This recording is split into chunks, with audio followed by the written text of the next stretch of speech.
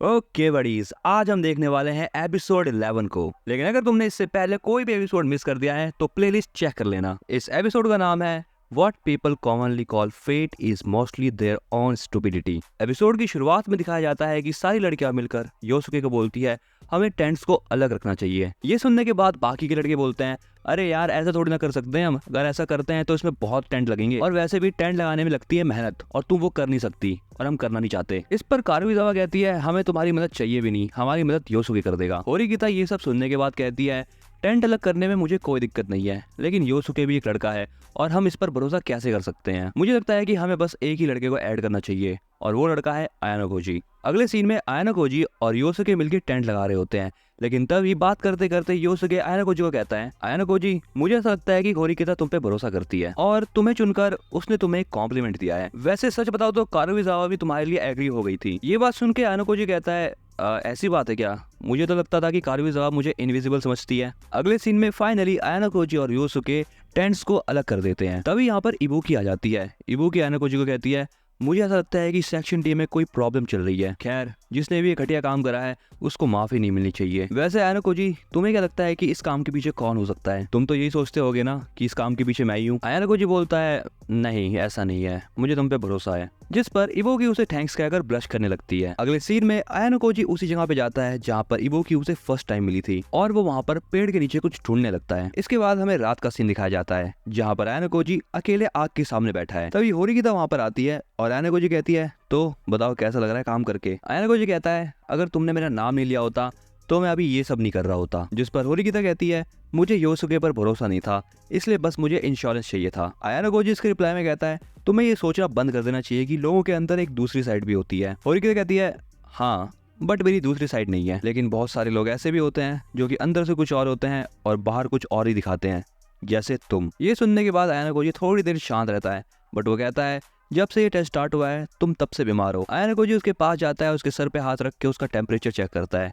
वो बोलता है 38 डिग्री सेल्सियस। इसका मतलब तुम अभी भी बीमार हो और तुमने ये बात अभी तक किसी को इसलिए नहीं बताई क्योंकि तुम चाहती हो कि उनके पॉइंट्स ना घटे। होरिकिता उसको कहती है हम 5 दिन सर्वाइव कर चुके हैं तो अब 2 दिन के लिए क्या ही भागना। इसके बाद हमें एक्चुअल में टेस्ट का डे 5 दिखाया जाता है। इस दिन बहुत सारे बादल छा रखे हैं और बारिश होने के भी चांसेस बहुत ज्यादा है। यहाँ ईके, आयानो कोजी और होरिकिता होते हैं, जिसमें ईके कहता है बारिश हो उससे पहले मैं खाना जमा कर लेता हूँ। इनके पीछे यामाउची और कुशिदा भी होते हैं। कुशिदा यामाउची से कहती है क्या बात है, आयानो कोजी और होरिकिता दोनों एक साथ बहुत दिखते हैं। इस पर यामाउची कहता है हाँ मुझे भी ऐसा लगता है। दूसरी तरफ आयानो कोजी होरिकिता से कहता है मैं खाना जमा कर लेता हूँ, लेकिन उससे पहले ये बताओ कि तुम की कार्ड का ध्यान कैसे रख रही हो। होरिकिता बताती है उसके पास कार्ड हमेशा रहता है और जब भी उसको स्पॉट रिन्यू करना होता है तब बच्चे उसके आसपास आ जाते हैं और ना तो इबुकी और बाकी क्लास के बच्चे ये बात पता लगा सकते हैं कि वो लीडर है। तभी आयानो कोजी होरिकिता से उसका कार्ड मांगता है। होरिकिता उसे कहती है अरे मैं कार्ड थोड़ी ना दिखा सकती हूँ सबके सामने अभी। आयानो कोजी बताता है देखो बेस कैंप में हम बहुत सारे बच्चों के सामने घिरे रहते हैं और वैसे भी मैंने टेस्ट के फर्स्ट डे ही साकुरा के साथ मिलकर सेक्शन ए वाले एक बच्चे को देखा था कार्ड के साथ। तो बस मैं यहाँ पर ये बात कंफर्म करना चाहता हूँ कि ये कार्ड सेम वैसा ही दिखता है या फिर अलग है।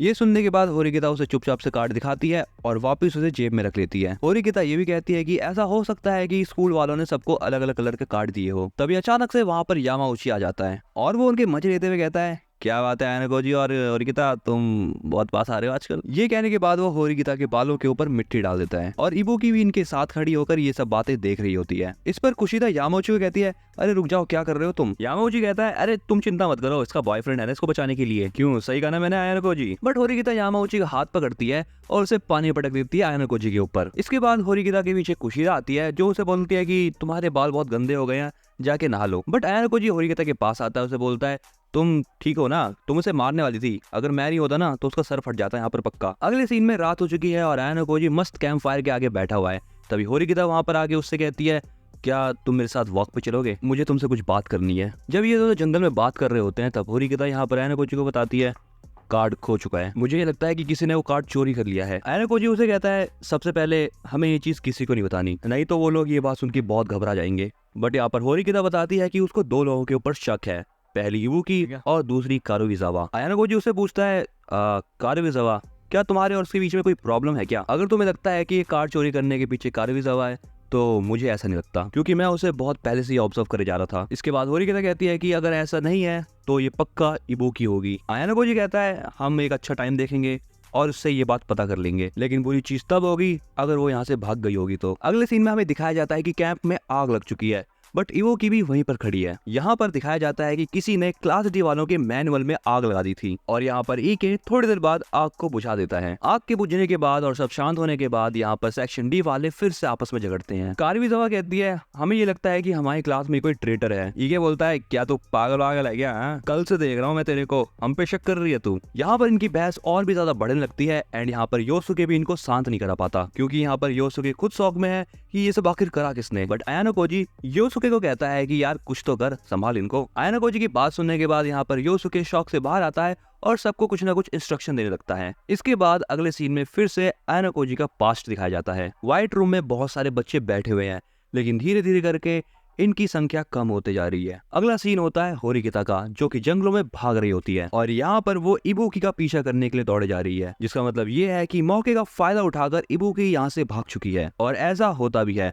थोड़ी देर तक पीछा करने के बाद वो इबुकी को एक जगह पर पकड़ लेती है। इबुकी होरिकिता को कहती है तुम्हें नहीं लगता कि तुम्हें कुछ ज्यादा देर होगी यहाँ पर आने में? होरिकिता उसको बोलती है ये कारिमिज़ावा वाली हरकत और ये आग लगाने वाली हरकत के पीछे तुम्हारे हाथ था ना? मेरी क्लास वालों को तुम्हारे ऊपर पहले से ही शक था। जिस पर इबुकी कहती है क्या तुम्हारे पास कोई प्रूफ है? होरिकिता इबुकी से बोलती है देखो कारिमिज़ावा वाली हरकत का तो मेरे पास कोई प्रूफ नहीं है, लेकिन मुझे ऐसा लगता है कि इसके पीछे तुम्हारे ही हाथ था। बट जो भी हो, अभी जो तुमने मुझसे लिया है वो मुझे वापस करो। इस पर इबुकी बोलती है तुम किस बारे में बात कर रही हो? मुझे तो कुछ नहीं पता। होरिकिता यहाँ पर बहुत ज्यादा डाउन फील कर रही है क्योंकि उसकी तबीयत खराब है। बट होरिकिता कहती है देख लो ये मेरी आखिरी वार्निंग है, वो चीज मुझे अभी के अभी वापस करो। इबुकी उसे कहती है तुझे जो करना है कर ले, और ये कह के वो अपना बैग गिरा देती है। होरिकिता उस बैग की तरफ बढ़ती है, लेकिन तभी इबुकी उस पर अटैक कर देती है, जिस पर होरिकिता कहती है वायलेंस करने से तुम ऑटोमेटिकली गेम के बाहर हो सकती हो। इस पर इबुकी बोलती है अच्छा, लेकिन यहाँ देखेगा कौन, अजी कद्दू मेरा। और वैसे ही मुझे लगता है कि तुम यहाँ बस फाइट ही करने आई हो,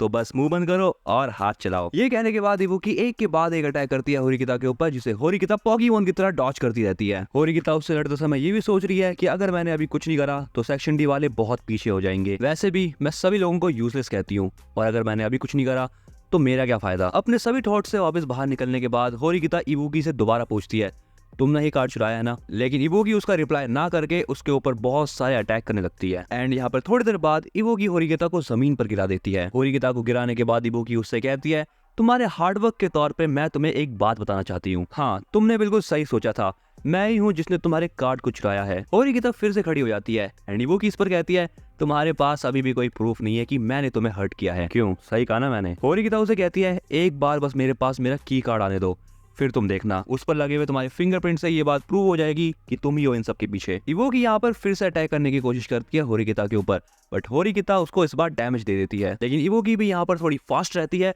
और वो होरिकिता को डिस्ट्रैक्ट करके उसके ऊपर फाइनल ब्लो कर देती है, जिससे होरिकिता बेहोश हो जाती है। इसके बाद यहाँ पर एक अननोन बच्चा आता है जिसे इबुकी कहती है मैं वो ले आई हूँ जो तुम्हें चाहिए था। सो बडीज, अब इस सीजन का लास्ट एपिसोड आने वाला है जिसे तुम बिल्कुल भी मिस मत करना। सो उसके लिए तुम इस चैनल को सब्सक्राइब कर लो, और अगर तुम्हें ये एक्सप्लेनेशन पसंद आई है तो इस वीडियो को लाइक करना बिल्कुल मत भूलना। तो फिर मिलते हैं सीजन 1 के फाइनल एपिसोड में।